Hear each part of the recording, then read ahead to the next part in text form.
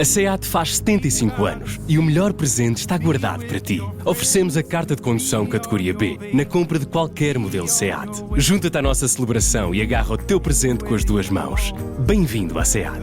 Promoção válida para viaturas novas até ao final do ano. Descobre tudo num concessionário ou em seat.pt. Esta é a história do dia da Rádio Observador. O caso do professor suspeito de assediar alunas de 14 e 15 anos.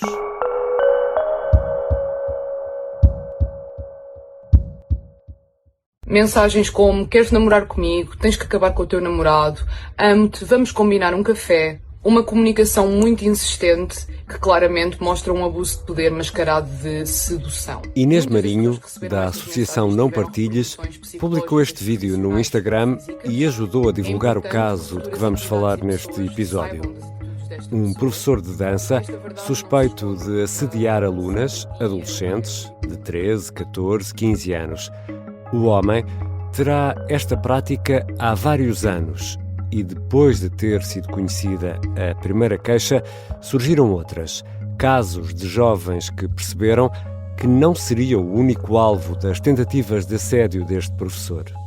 Vou conversar com a jornalista Joana Moreira, da secção de Cultura do Observador, que investigou este caso e falou com algumas das alegadas vítimas. Eu sou o Ricardo Conceição e esta é a história do dia, de segunda-feira, 28 de julho.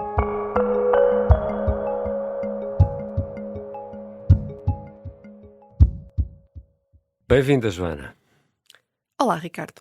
Joana, não vamos usar nomes verdadeiros neste episódio. E qual é a base de partida para esta história? O ponto de partida foram imagens que começaram a surgir nas redes sociais que mostravam trocas de mensagens entre um professor de dança e alunas e ex-alunas das escolas em que este dava aulas. As mensagens foram publicadas numa conta do Instagram chamada Não Tenhas Medo. E as mensagens revelavam-se em tudo similares. Começavam com um tipo de cortejamento, mensagens altamente elogiosas, respostas a stories, com emojis, corações, até escalarem para um teor questionável para aquilo que é uma relação de professor-aluna e com um nível de frequência que vamos chamar-lhe de insistente. Eu falei com algumas destas jovens, algumas delas que na altura eram menores, agora jovens adultas, e algumas tinham partilhado já os seus testemunhos nas redes sociais.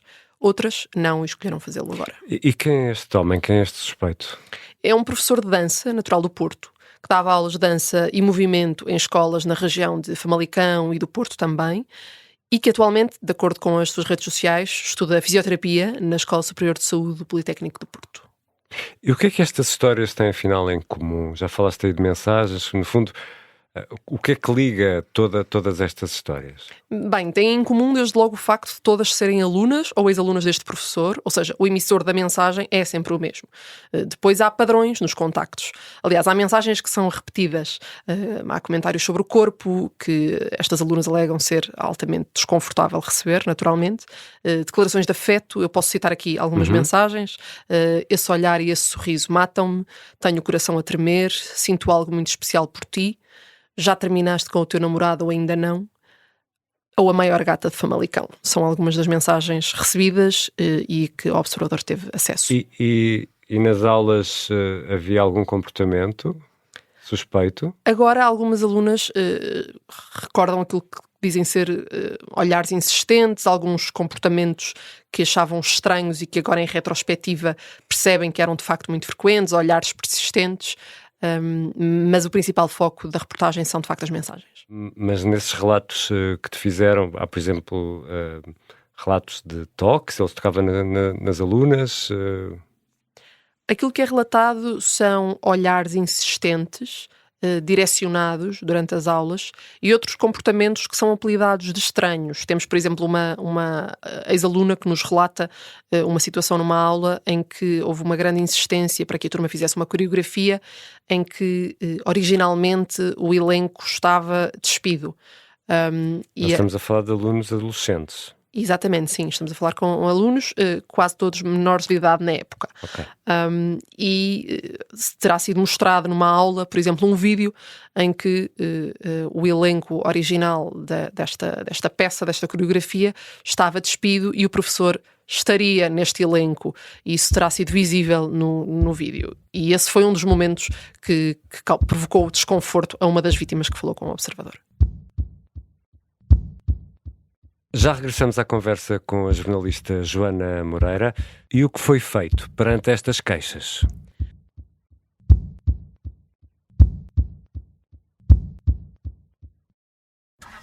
A SEAT faz 75 anos e o melhor presente está guardado para ti. Oferecemos a carta de condução categoria B na compra de qualquer modelo SEAT. Junta-te à nossa celebração e agarra o teu presente com as duas mãos. Bem-vindo à SEAT. Promoção válida para viaturas novas até ao final do ano. Descobre tudo num concessionário ou em seat.pt. Uma poça de sangue no chão, diversas marcas de bala no chão e nas paredes do hotel. Esta é a história do ano em que 2 grupos terroristas internacionais atacaram em Portugal. Um comando paramilitar tomou de assalto uma embaixada em Lisboa. E uma execução sumária no Algarve abalou o Médio Oriente. Episódio 1. Um corpo no lobby do hotel. 1983, Portugal a queima-roupa. É uma série para ouvir em 6 episódios que faz parte dos Podcast Plus do Observador. É narrada por mim, Vitória Guerra, com banda sonora original dos Linda Martini. Os Podcast Plus do Observador têm o apoio da Kia. Estamos de regresso à conversa com a jornalista Joana Moreira, da secção de cultura do Observador. Joana, e estas alunas, agora algumas já maiores de idade, chegaram a fazer queixa? Elas fizeram queixa? Bem, até à data da gravação desta história do dia, nós não temos conhecimento de qualquer queixa formalizada. Por receio de represálias, muitas destas jovens nunca sequer partilharam, até agora, o desconforto que sentiram durante anos, nem sequer com os pais que recebiam este tipo de contactos por parte de um professor, quando, reforço, muitas delas eram menores. Para muitas destas jovens que falaram connosco, a exposição pública dos testemunhos, a denúncia pública nas redes sociais, já surtiu algum efeito, sobretudo desde o comunicado emitido por uma das escolas no último sábado, no caso a Academia Contemporânea do Espetáculo, vulgarmente designada ACE Famalicão, que se demarcou do docente com uma nota publicada nas redes sociais, em que dizia ter cessado o contrato com este profissional e que alertava para um canal de denúncias e para uma série de mecanismos anti-assédio que existirão naquela instituição. Mas deixa-me voltar à reação que estas jovens tiveram. E fico aqui um bocadinho com a ideia de que houve uma denúncia inicial que depois motivou as outras. É isso? Os outros casos começaram a perceber, espera, afinal isto não foi só comigo? Sim, aqui a denúncia nas redes sociais serviu como uma espécie de gatilho. Muitas se reviram naquelas mensagens de... Espera, mas eu recebi mensagens parecidas da mesma pessoa. Para muitas destas jovens foi um primeiro impacto com rever as mensagens que tinham sido escritas e que lhes tinham sido enviadas e perceber a gravidade da situação. Nós temos, por exemplo, uma das vítimas que falou connosco, que, obviamente, sobre anonimato, que diz mesmo que viu estas mensagens partilhadas nas redes sociais quando estava à mesa com os pais, e ela diz-nos, comentei isso à mesa e até me ri, e que foram os meus pais que ficaram chocados a olhar para mim e que só agora é que percebi a gravidade disto, citando esta vítima. Mas isso, Joana... Deixa-me tentar pôr as coisas neste ponto. Isso porque só agora tem maturidade para perceber que aquilo era errado ou logo na altura percebeu que aquilo era errado? Algumas logo na altura perceberam que era errado e expressaram desconforto. Aliás, grande parte destas vítimas que falaram connosco acabam por bloquear o professor nas redes sociais porque ficam desconfortáveis usando as suas palavras. Outras, só mais recentemente, é que, observando, aliás, temos uma das vítimas que fala connosco que recebeu uma mensagem em 2011, na altura no Facebook, tinha ela 13 anos, e a primeira mensagem deste professor é a dar-lhe o seu número telefónico pessoal. E ela rejeita responder-lhe por essa via e responde apenas pelo Facebook. E ela diz-nos agora, à data dos acontecimentos, à data de hoje, perdão, diz-nos que fica surpreendida com a maturidade que ela teve na altura, aos 13 anos, de perceber que se calhar a coisa certa não era responder através do número de telefone pessoal daquele que era o seu professor. Falaste aí da escola de Famalicão. Será o local mais recente por onde este professor passou? No fundo, a minha pergunta, Joana, qual é que foi a reação das escolas ao longo deste tempo? Estás a falar de 2011, portanto, ou seja, isto não é uma coisa de agora, não é? Sim, este professor dava aulas em várias escolas, de acordo com os relatos que fomos tendo das vítimas que chegaram ao contacto do Observador, e nós contactámos uma série delas, aquelas que foram mencionadas, e neste momento, segundo aquilo que o Observador apurou, este professor já não está vinculado a nenhuma destas escolas, sendo que todas elas tiveram reações diferentes consoante a nossa abordagem. O Centro de Dança do Porto, por exemplo, diz que nunca teve queixas, assim como a Escola de Balé do Porto, onde este professor foi docente entre 2015 e 2020, também asseguram que nunca tiveram queixas do professor que naquele estabelecimento dava aulas de dança contemporânea. No entanto, a Escola de Balé do Porto admite que quando este assunto surgiu, agora, no Instagram, foi reportada à direção da escola uma situação que se encontra evidenciada nas redes sociais. Nós perguntámos... Então, houve uma espécie de queixa, denúncia, é isso? Exatamente. Aquilo que a escola fez foi contactar algumas alunas que confirmaram, de facto, estes contactos do professor recorrentes através do Instagram e que acabavam por bloqueá-lo. Aquilo que a Escola de Balé do Porto nos diz é que das diligências encetadas, e vou citar, não se apurou existir qualquer situação de comportamento incorreto em contexto de aula. Contactámos a outras escolas mencionadas, como o Colégio Novo da Maia, que não respondeu ao contacto do Observador, e é importante também ressalvar que a ACF Famalicão, a escola mais visada por alunas nos testemunhos nas redes sociais e das que falaram com o Observador, que assumiu ter cessado o vínculo com este professor em abril, nunca respondeu às nossas perguntas, nomeadamente se receberam queixas relativamente a este professor, que era conhecido por ser um dos rostos da escola há mais de 10 anos. E no caso da escola de Famalicão, no caso desse comunicado, há uma ligação entre a saída do professor e estas suspeitas? O comunicado da ACF Famalicão diz que a direção escolheu cessar o vínculo com este professor em abril. E nos parágrafos consequentes desta nota publicada falam dos mecanismos de assédio. Ou seja, não fazem uma ligação direta. Nós colocámos essa pergunta à direção da escola, que optou por não responder ao contacto do Observador. O Observador sabe que na comunidade docente os professores foram informados a quando do despedimento que isso estaria motivado com um contacto informático com uma aluna. E este tipo de comportamento configura crime? Pode configurar um crime, sim. É o crime de stalking, perseguição ou assédio persistente. É um crime que está tipificado no artigo 154 do Código Penal, que visa proteger a liberdade e a segurança da pessoa contra atitudes que a perturbem gravemente, nomeadamente comportamentos obsessivos e invasivos. Este crime é conhecido por vulgarmente stalking, não é? E acontece muito com figuras públicas, por exemplo. Acontece muito, quer dizer, acontece em alguns casos. Sem dúvida. E é caracterizado por um padrão de comportamentos repetidos que visam controlar ou assediar a vítima, geralmente sem o seu consentimento.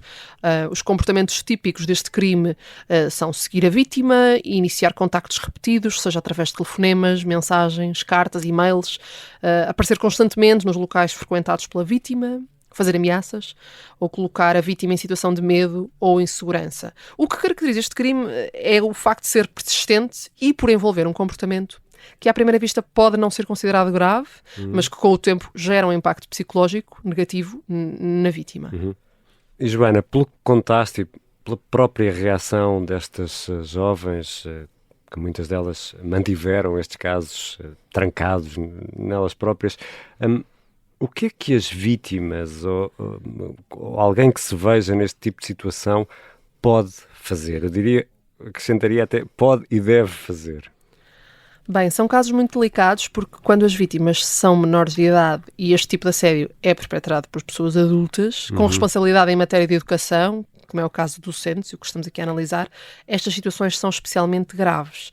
A psicóloga que falou connosco para esta reportagem fala numa grande resistência à denúncia, precisamente por esta relação professor-aluno, porque há um receio legítimo de um prejuízo, por exemplo, nas questões da avaliação, que não é a primeira coisa que nos passa pela cabeça, mas que pode passar pela cabeça destas vítimas. Ainda assim, o primeiro passo é sempre reconhecer que o desconforto e o medo que sentem são absolutamente válidos e que a responsabilidade pelo sucedido é das pessoas agressoras e não das vítimas. Depois há coisas muito práticas, como o bloqueio dos contactos dos agressores nas redes sociais, é uma coisa que é fundamental, salvaguardando que todas as evidências sejam registadas e guardadas. Ou seja, contrariar o instinto de apagar, que é uma coisa que, neste caso, não é tão evidente porque estamos a falar com vítimas que são jovens adultas e, portanto, isto foi há meia dúzia de anos, ou mais recentemente. Mas, por exemplo, em outros casos investigados pelo Observador, por exemplo, de assédio sexual, há muitos anos, havia uma noção de querer apagar tudo, apagar de qualquer registro para que... Às vezes é uma forma de apagar mesmo, de limpar, não é? Sim, o problema é que nessa altura deixa de existir prova, deixa de existir um registro que prove que aqueles contactos aconteciam. Portanto, é muito importante preservar essas mensagens, essas evidências. Tudo isto para a queixa, que no fundo é isso objetivamente que uma vítima deve fazer, não é? É importante que estas situações sejam reportadas a pessoas de confiança, ou à família, ou à escola e no final deste processo às autoridades. Sendo que neste caso as escolas têm um papel decisivo no processo. Há escolas que têm canais de assédio, é uma das formas de que as vítimas podem usar para fazer queixa, mas mesmo as que não têm, se receberem queixas, têm uma obrigação de depois reportar às autoridades e aos progenitores, no caso de estarmos a falar de vítimas menores. Este é um crime que é relevante falarmos dele também porque ele reflete a preocupação da justiça em lidar com os crescentes fenómenos de assédio e intimidação, que muitas vezes não são imediatamente visíveis, mas que podem causar danos significativos à saúde mental da vítima. Em todo caso, para chegar a esta fase, só é possível se houver uma queixa. Obrigado, Joana. Obrigada, Ricardo. Joana Moreira é jornalista da secção de Cultura do Observador e investigou este caso. Ficam ainda alguns destaques para esta segunda-feira e para esta semana. Depois da apresentação aos respectivos sócios, Sporting e Benfica jogam na quinta-feira, 31 de julho, às 20h45, a Supertaça, o jogo que abre a nova época de futebol, mas atenção, também há quem defenda que é o jogo que encerra a anterior.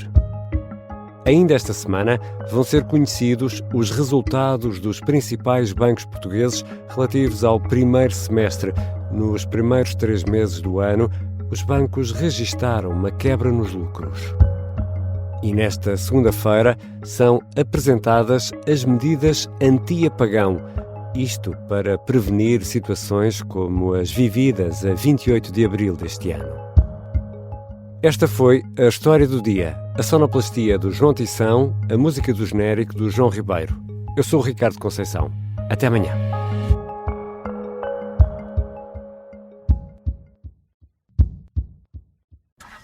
A SEAT faz 75 anos e o melhor presente está guardado para ti. Oferecemos a carta de condução categoria B na compra de qualquer modelo SEAT. Junta-te à nossa celebração e agarra o teu presente com as 2 mãos.